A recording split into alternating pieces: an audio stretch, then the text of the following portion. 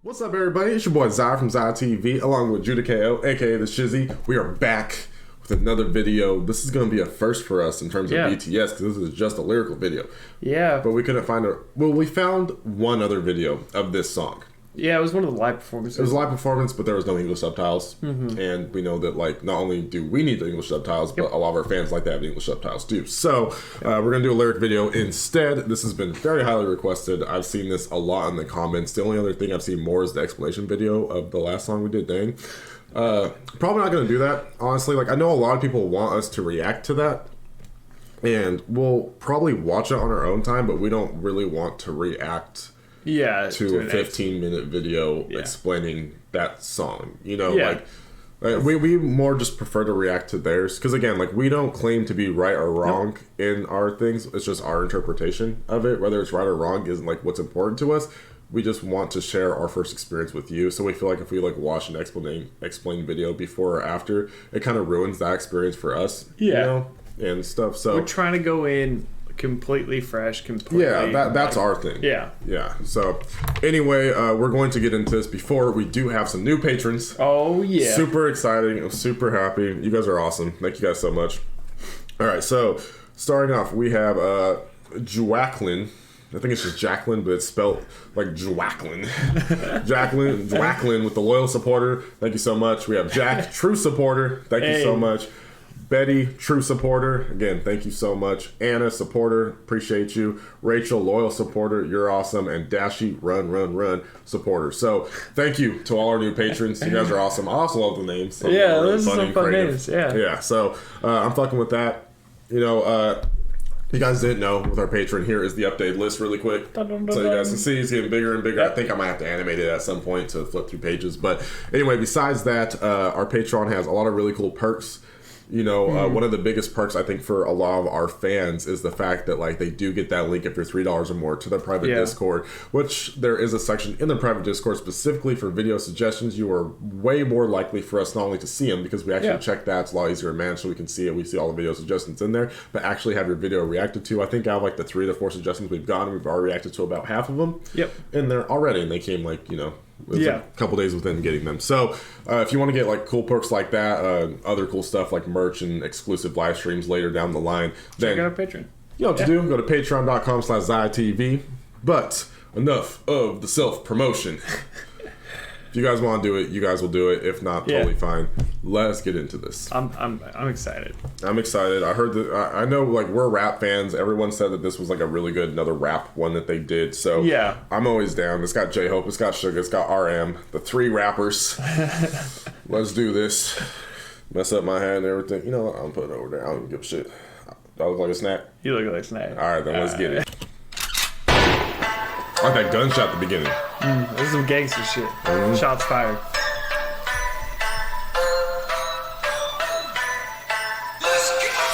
바닥도 타오르는 저 부시 기름이 닥쳐오르 먼저 집어삼킨 내 패시 휩쓸려 가고 싶네 오늘의 선수 입증하신 내 건수유 먹기 시작한 동동동동 내 보기 대 동동동 Okay, so Suga came in and he started spitting some fucking fire. I thought his name was Suga, not Flame. Because that's what that motherfucker was doing. I mean, I've heard that, you know, sugar and other chemicals make fire. Right, chemical burns and stuff. All right, so one of the things that I wanted to point out about his line right here is it, where is it? Okay. Well, this is not going to allow us to get to it. But when you was talking about like the dum, I forgot where we saw it, but they were explaining how that was like the sound for like a drum in Korean. You know, that's like a Korean like kind of like slang sound for like a drum and stuff like that. So I think that's really interesting. Thank you, appreciate it. I think that's like a really interesting line to use with what he was saying. Let me just actually go back and have it play through, so that way we can get more.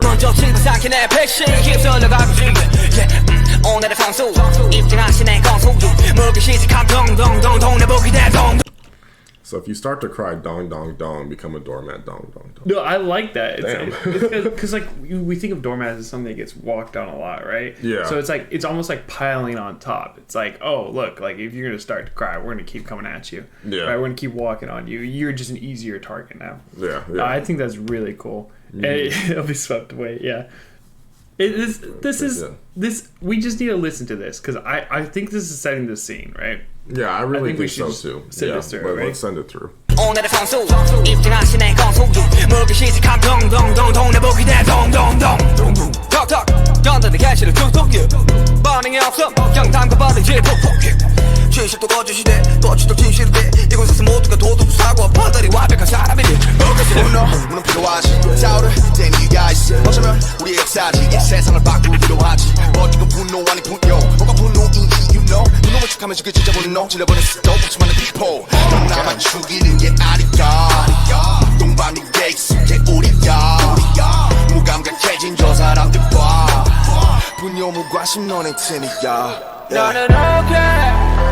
Bro, there's like so much. There's so much to unpack within like what they were saying. You know what I mean? Like, goddamn, that was like each of them individually. You know, I think one of the things that I started to unpack a little bit was RM's short verse that he had right there, where so when he starts out with "It might just be our history that changes the world too." I don't know what that's referencing specifically, but if I'm just thinking as like a general term, it's BTS. They're changing history. Yeah. You know, I mean, they're like the biggest, so that kind of makes sense. Pretending it's anger and killing real anger, a lot of people with no number to get tired of. That's a very interesting line because I was like looking at that and I was like, what could that mean? Like pretending it's anger and killing real anger.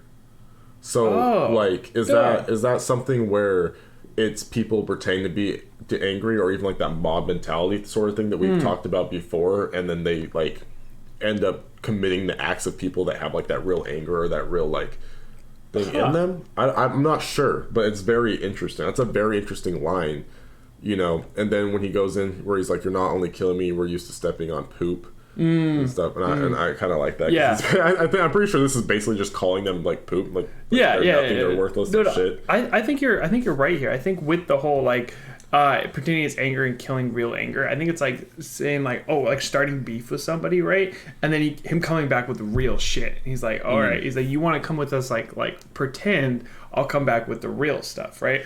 And then it moves on. Or the real shit, because you know, poop reference. I like that. Was smart. I think J-Hope's line here, right? I thought it was, even a truth becomes a lie, even a lie becomes a truth.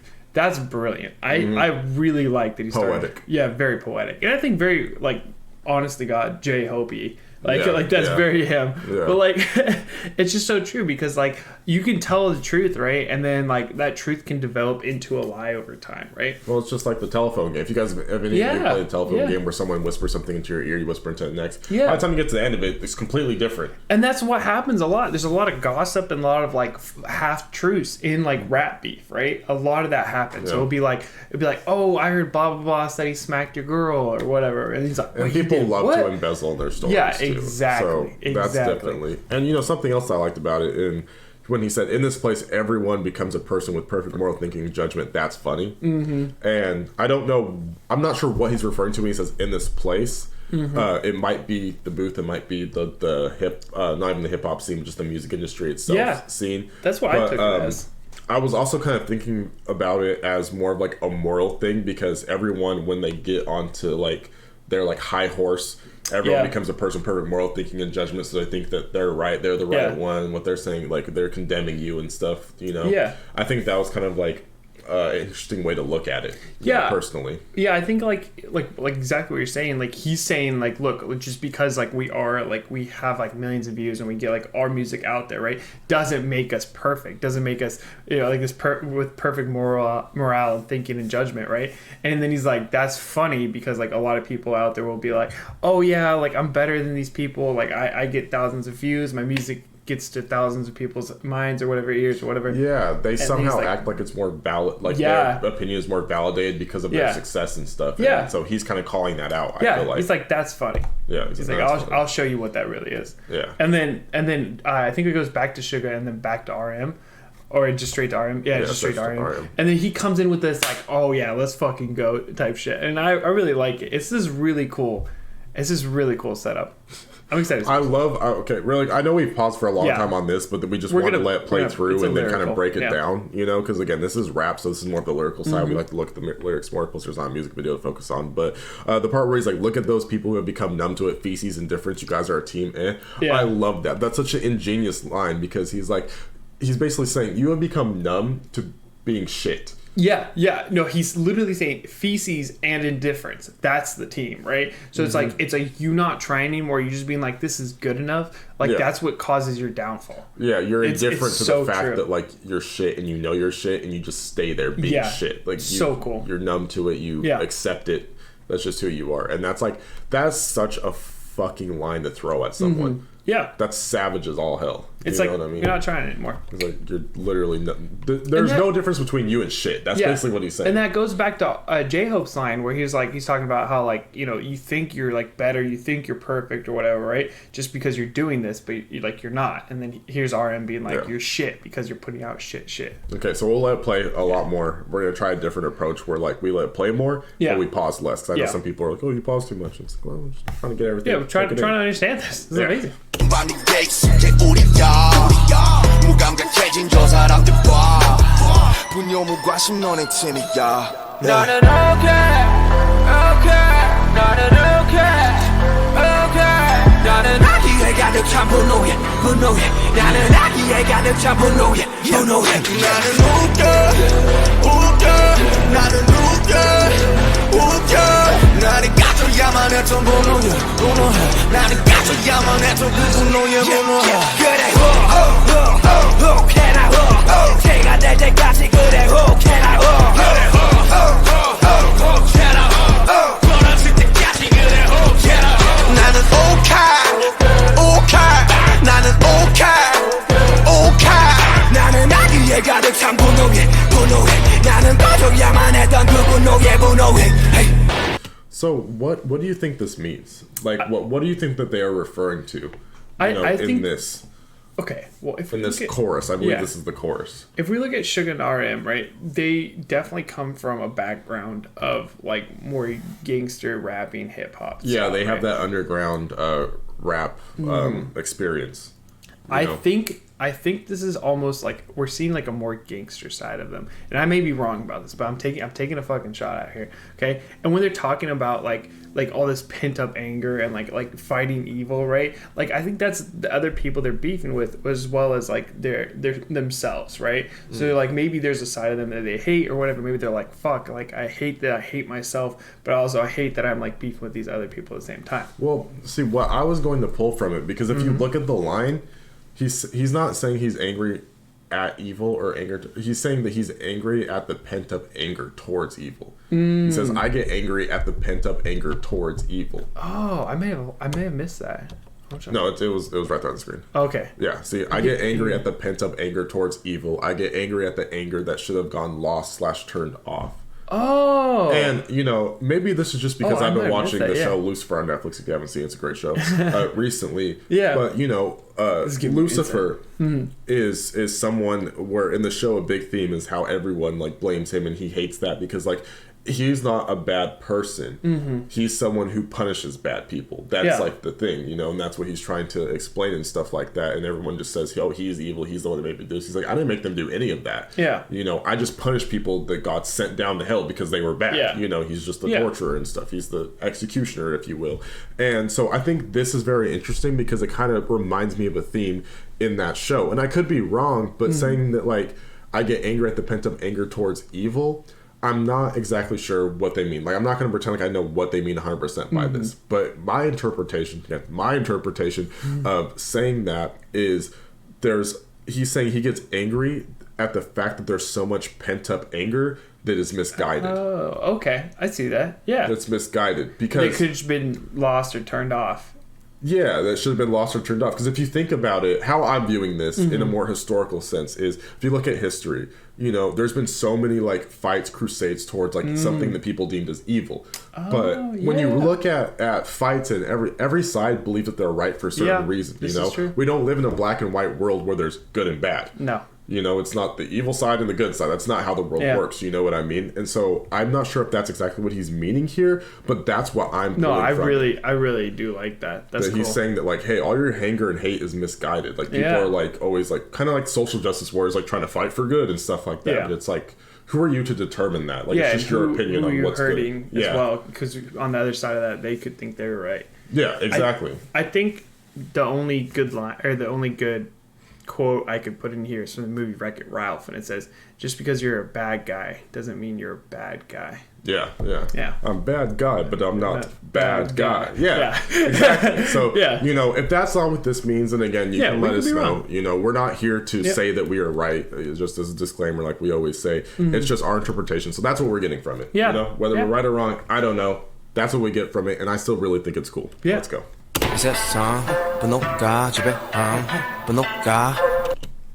That just solidifies what you're saying. I really do like that. Anger rules this world. Yeah, they're true.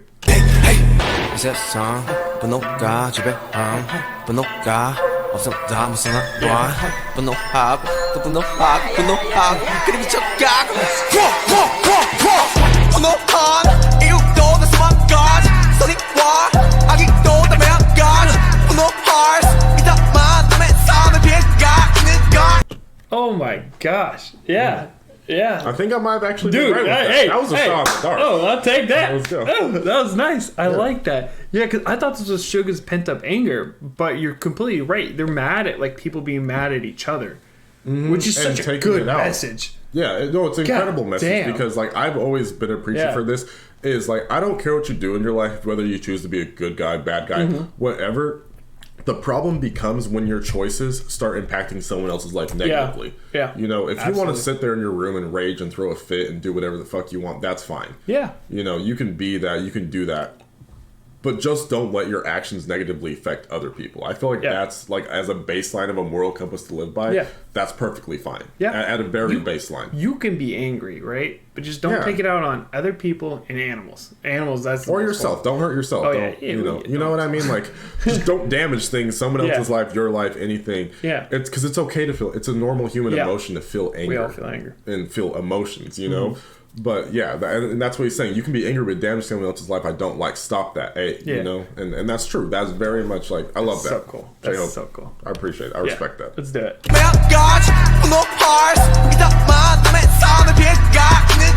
don't like you. Stop.